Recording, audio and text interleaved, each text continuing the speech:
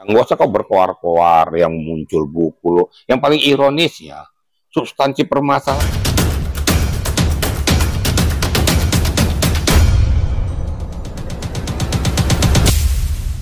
Rizmon Sianipar bersama Rai Suryo dan Tif Fauzia Tiasuma meluncurkan buku berjudul Jokowi's White Paper yang mereka tulis bersama. Buku ini memiliki judul lengkap, Jokowi's White Paper, Kajian Digital Forensik, Telematika, dan Neuropolitika atas keabsahan dokumen dan perilaku kekuasaan. Buku yang diklaim memiliki tebal hampir 700 halaman ini menuangkan hasil analisa ilmiah kolaboratif ketiganya dalam mengusut keaslian ijazah sarjana UIM Presiden ke-7 Indonesia, Joko Widodo alias Jokowi. Menurut Rai Suryo, buku ini juga memuat hasil analisa metode ELA, Error Level Analysis, pada ijazah Jokowi.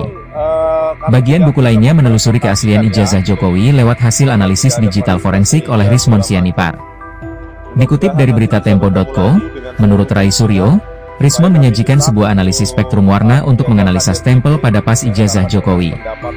Selain itu, kajian berbasis behavioral neuroscience oleh Tifa yang juga disangkut pautkan dengan pola politik. Ditemui cek kabar online di kediamannya, mantan Karawasidik yang juga seorang pengacara, Ricky Herbert Sitohang, ketika dimintai tanggapannya mengenai manuver Rizmon Sianipar dan kawan-kawan, Ricky Herbert menanggapinya dengan nada kesal. Ini kalau saya lihat pokok permasalahannya ini sudah makin melebar kemana-mana. Saya kadang-kadang nggak habis pikir, kita sebagai adat orang timur sudah nggak ada lagi etika, gitu ya. Di dalam bertutur kata, menyampaikan suatu pendapat, sudah barbar. Nah, sekarang bagi yang bersangkutan, sudah kau nggak usah banyak ngomong, nggak usah banyak beretorika, nanti kau hadapi aja, ya. Kalau sekarang panggilan pertama tidak kau hadapi dengan alasan 17-an, silakan saja.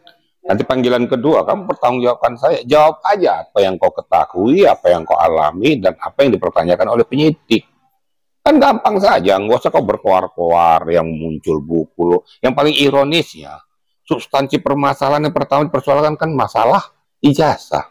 Kok sudah melebar ke SMK, kok kamu sudah mulai melebar lagi ke masalah latar belakang Pak Jokowi yang diduga diboyolali segala macam.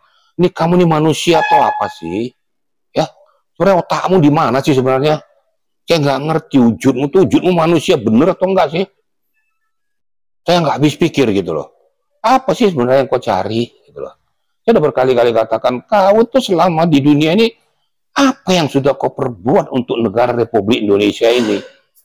Ilmu yang kau miliki hanya membuat gaduh aja. Seharusnya kalau kau dapat ilmu, bisa kau sumbangkan kepada negara dan bangsa. Bukan ilmu ini kau mainkan untuk menjadi bumerang bagi dirimu sendiri. Kau sadar nggak masyarakat Indonesia ini pada umumnya, ya mayoritas udah muak benci lihat mukamu tuh. Nah, mending kalau kau mukamu tuh bener, sudah ngomong belepetan, nggak karu-karuan, sombong, ya nggak tahu diri, macem-macem. Nah, sadarlah gitu loh. Nanti hadapin aja nanti, ya. Nanti kan hukum akan membuktikan apa yang kau sampaikan, apa yang kau ketahui. Kan berkali-kali saya katakan, kau sendiri nggak ngerti posisimu sebagai apa mencari-cari kelemahan orang. Sekarang kau marah dicari masalah Yamaguchimu. Kau teriak mengkonter. Saya bilang, loh sementara kau memperlakukan orang kayak gitu. Berarti kau kan nggak suka diperlakukan kayak gitu.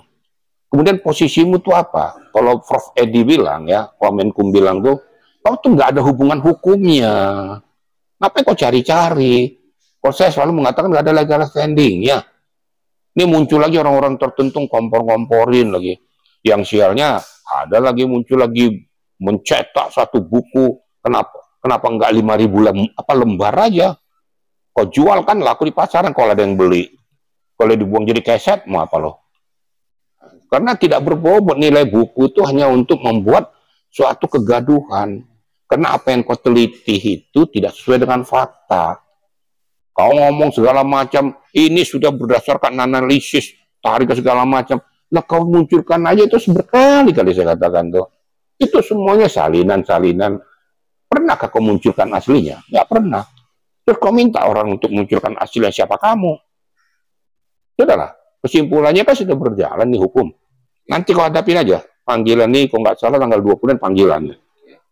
Nah, menurut hemat saya sudahlah pihak kepolisian tegakkan hukum aja, jangan bikin carut marut lagi. Kalau memang betul tidak mau dibelakang, upaya paksa saja, panggil saya, jemput paksa.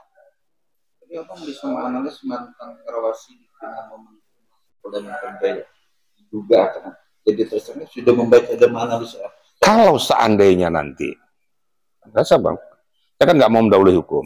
Kalau seandainya nanti dipanggil kedua kali, enggak, saya yakin akan dijemput paksa, dihadapkan pada penyidik.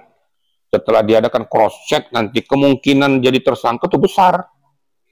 Nah, makanya jangan kau mencari masalah, giliran mau tersangkakan, bilang kriminalisasi. Lah kemarin-kemarin kemana aja kau?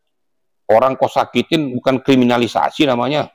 Sekarang kau bilang kriminalisasi. Jadi seolah-olah tuh bahwa dunia ini milikmu. Apa yang menurut akal sehatmu dan akal nggak sehatmu itu yang harus mau diikutin orang. Ya kalau bahasa premannya tuh, lo ngapain sih? Kok nggak ada kerjaan terus? Udah bobok aja di rumah sama keluarga. Nggak usah kau campurin, nggak perlu kau campuri. Saya pengen tahu kapasitasmu selama kamu hidup itu apa sih? Di masih nih posisimu? Apa sih yang sudah kau buat? Yang sudah bermanfaat bagi rakyat bangsa? Nggak ada kan? Cuma bikin rusak aja. Terus seolah-olah kau sok pahlawan. Pahlawan apa kamu? Yang kau perbuat juga nggak ada pahlawan dari ujung berung apa? Kan nggak lucu. Ngomong sombong lagi, kotor lagi ngomongnya. Kau mau nggak kau dibilang setan, goblok segala macam? Nggak mau kan? Ya, nyatanya kau goblok gitu loh. Ngomong-ngomong orang itu presiden loh. Kau siapa? Kau sama saya nggak ada apa-apanya kok. Saya sudah berbuat untuk negara ini. Kau berbuat apa? Berbuat rusak, berbuat rusuk, berbuat macam-macam yang nggak berguna bagi masyarakat. Ini berbuat untuk kebenaran. Kebenaran apa? Kebenaran kepalamu itu? Untuk membedah kok mantan presiden ketujuh itu identitasnya belum ada kepastian jelas atau enggak, pasuk atau enggak ijazahnya. Loh, yang bilang siapa? Pihak dari analisa hukum dokter. Ya, emang kalau gitu ya kau aja jadi rektor UGM. Ah gitu. UGM sudah marah semua kok. Itu kan oknum-oknum. Atas nama siapa kok oknum-oknum ini? Menurut hemat saya sudah UGM jangan diam-diam gitu loh. UGM harus ngambil langkah. Saya dengar sudah ngambil langkah, sudah buat laporan. Saya dengar monitor kayak gitu, sudah ambil aja langkah. Ini sudah mencemarkan nama baik UGM.